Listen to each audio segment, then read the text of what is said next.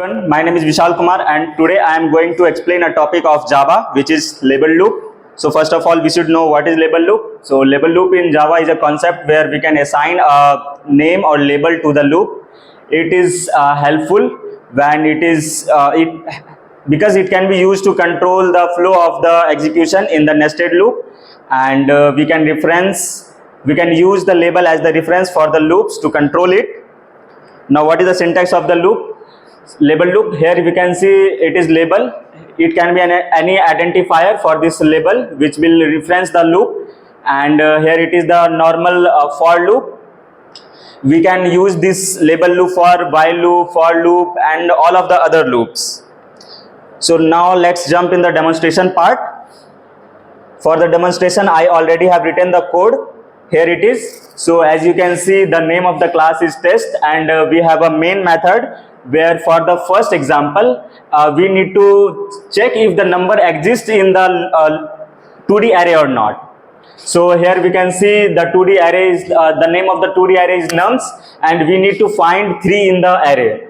So here is the outer loop where it is labeled as outer, and the inner loop is labeled as inner.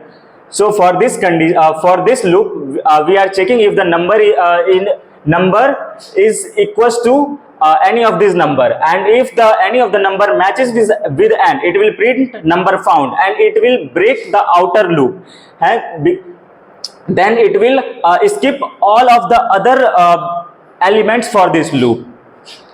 So this was the first example where I have used the label with break, and there is another example where suppose every inner array in this 2D array represents the marks of a person, and we need to find if any of the marks of a person is less than 50, then that person would not be selected and the rest of the person would be selected. So here we have assigned the outer as a label for the outer loop and inner as a label for the inner loop. So for this, what will be the execution flow? We will be checking each of the marks, and if any of the marks is less than 50, then that person would not be selected. So it is what I am doing here.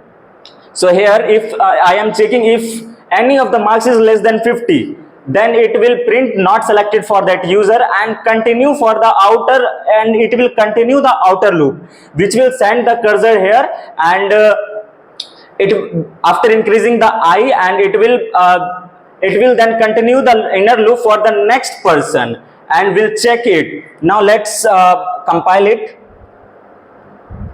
and see if it works.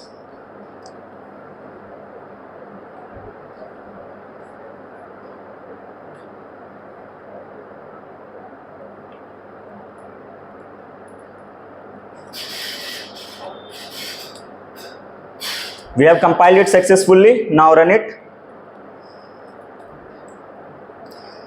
Here you can see till the number was not matched.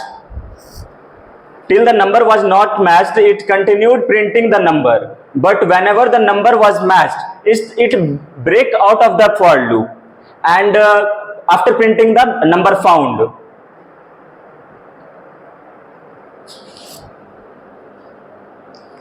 And for this example, we can see the first user was selected because each of their marks was greater than 50, and in the for the second person, one of the marks is less than 50, which is 45. So he was not selected, and the third person was selected. So this was all, and this was the example. Thank you.